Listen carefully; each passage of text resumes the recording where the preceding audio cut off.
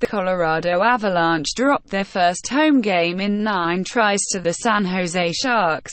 No, really, the AVs had 8 straight wins in the Pepsi Center going into last night's game. The Stanley Cup playoffs are a best-of-7 grind. So far, Colorado and San Jose have played 3 games. The Sharks have a 2-1 advantage, but you need 4 wins to advance. The Avalanche are perfectly capable of advancing. However, they need to address some key issues in the game first. Here are 3 reasons the AVs lost Game 3. If they fix these issues, they can take Game 4. Meanwhile, Ian Cole got high-sticked, Nathan MacKinnon got elbowed, and both Cole and Eric Johnson got tripped. Geez, refs, what's more obvious than a 6'4", 220-pound man flying through the air? Anyway, I don't know that the referees calling more penalties would have improved the Avalanche's chances anyway. They were 0 for 4 on the power play. They even had a late power play during which they pulled the goalie for a 6-on-4, but no die. Of course, power plays didn't help their shot metrics much because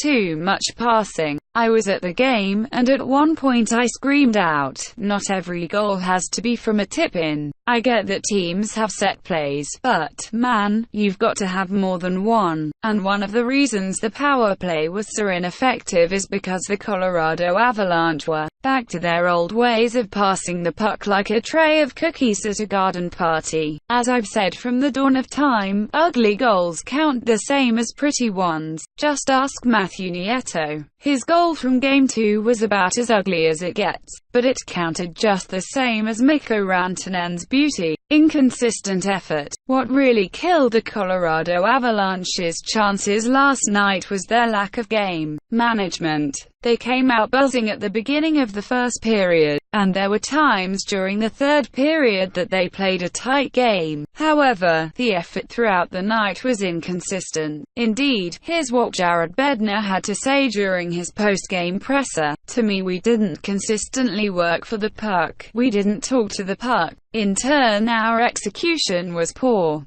We made some boneheaded decisions with the puck, too, at times. I'm not going to lie, I didn't think old stolid Bednar would come up with a whimsical turn of phrase like, talk to the puck, but I also didn't think he was much of one for idioms. Yet here is more from his presser. Even at the end, we tied it and we're cooking with gas. We're going at them and we empty the tank and we tie it and then they shoot a puck down the ice. And one guy goes back for it and everyone else watches him work for it and it ends up in the back of our net. You can't do that." Well, there you go. You can't do that. You have to play a full 60 minutes or a playoff experienced team like the Sharks will make you pay. I don't want to be a negative Nelly, so let's look at some Nikita Zadorov smashes to make us feel better.